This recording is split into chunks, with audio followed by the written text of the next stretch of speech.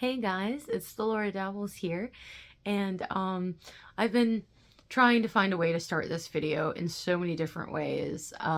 Gosh, I just can't. So I'm just gonna jump into it. I was in a motor vehicle accident recently, so my bottom teeth are kind of loose, and so I might be talking a little bit differently. But that should hopefully go away fairly soon. I am finally in a place where I have time to breathe and think. Oh my gosh, imagine it. Between all these needy men I've been dating and all of the financial stresses of living outside a family unit, oof, it has been just awful. And even whenever I lived with my parents, it was awful because my mother is abusive. She's an abuser. I am low contact with her now. And I can't even really be around my father anymore because he makes excuses for it. She enables his alcoholism. He enables her narcissistic abuse. He's an alcoholic, so he also engages in narcissistic abuse. See the problem there, right? Yeah. But I'm living with my aunt and uncle now, and it's super awesome. I actually caretake my other aunt, who is my Aunt Pooh Bear, and she's got some health issues and things like that. So I kind of stick around. I make sure she's not home alone. We were actually in the car accident together. Don't even talk to me about the guilt I felt for not being able to prevent an unpreventable accident. Basically, long story short, this person pulled out into me and it was a head-on collision. This person didn't pull out in front of me and me T-bone them. They didn't pull out into me and T-bone me. They pulled out, boom, like that, and shoved us off into the trees. I had to scream and holler for a bunch of men folk to come and rescue me. Do you know what that did to my ego? Nothing good. Nothing good. But I digress about my ego. That's not what's important here. Thank you to the men folk who came and rescued me, just in case they ever find this. I hope they never do. But I have actually been going through some of my stuff from high school. And I just kind of want to show you guys one little thing out of here. And it is the first map I ever drew for my fantasy series. Now, of course, this particular fantasy series it's not coming to fruition. It's just this was a fun kiddie pool version of what I want to do with my writing. But this was my first map. I drew this in high school. I carried this notebook with me in high school like crazy, and I would really like to do a video just taking you guys through this book and just talking about some of the things that are in it, right? Some of the creative ideas that I had and some of the really gnarly things that I did in that book, and especially anyone who enjoys occult philosophy might find what I was doing very interesting, right? But again, it is just the scribblings of a teenager. I don't know. I also have a ton of short stories that I'm looking at down in my bookshelf here. I have a ton of... These are full of notebooks and creative writing short stories from high school and college. I also did quite a lot of poetry. Yeah.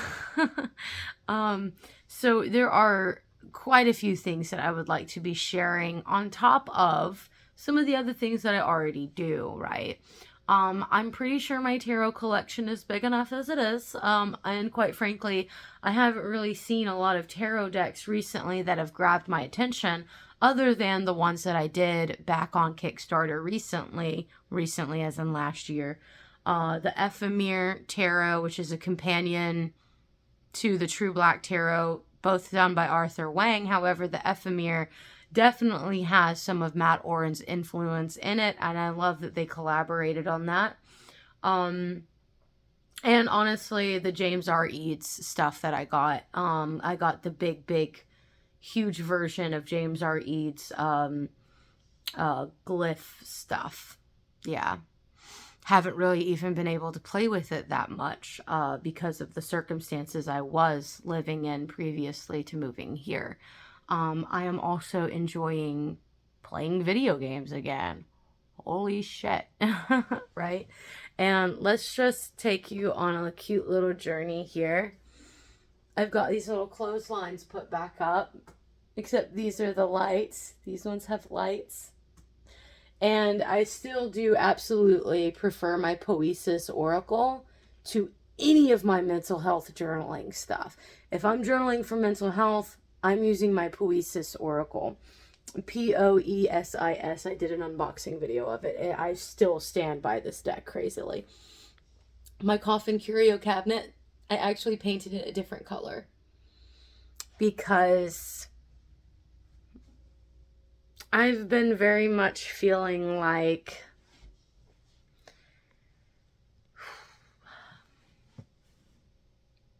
for someone who grows up in abject poverty, and for anyone who grows up in domestic violence, all of that is violent. Whether you were poor and had loving parents, or whether you were poor and still had shitty parents, you've been closer to death more times than you realize. And the spirits are here, okay? Like, you just have to make sure that you protect yourself and that you journal and that you don't let the bad things in anytime you're close to death. What's weird about having always been close to death my entire life is that right up until the car accident, I had no idea what was going to happen. And because of that, I knew I wasn't going to die. It's weird. But I think that whenever you have enough very powerful spiritual experiences and you start to meditate about it and you start to contact spirit about it and you start to actually like get into a faithful occult practice and not just a surface level occult practice where you actually start to feel the feels, right? I have noticed a ton of people finally starting to have experiences that I experience. It's spooky. It's fun. But I love hearing people talk about their faith experiences as it pertains to paganism and the occult. Because, see, we only hear about that stuff as it pertains to Christianity because that's what's most socially acceptable right now. Right? But I absolutely love to hear from people who have had these very powerful experiences and they're not talking about Christianity. They're talking about all kinds of other things, right? Or 9 times out of 10, spooky people leave shit super vague, don't they? Is it just me, or have y'all also noticed that so many people are having these experiences like crazy? I don't know if it's just here in Mobile. I don't know if it's just what my algorithms are showing me, but something is definitely happening on this planet right now, energetically speaking, right? And I just want to remind everyone that magic is science we don't understand yet. Magic is just science we don't understand yet. We all put off a magnetic field, i.e. aura. The planet puts off a magnetic field, also an aura. All of these large energetic planetary bodies, right? So like not asteroids necessarily, but definitely planets have a very strong magnetic impulse on them, right? So that's really all it is. That's really all it is. I think that the human body can act as a conduit, and I think that occult philosophy teaches us how to be a conduit without frying ourselves to death, right? That's my personal belief on magic and the occult that I would like to share with you at the end of this video. Thank you guys for sticking around. Thanks for even watching this video, it's been so fucking long since I actually did a video of substance, I feel like. But I hope that you guys watch this and that y'all are as excited as I am for some of the new stuff I'll be incorporating into my channel. So until next time, happy dabbling and bye-bye.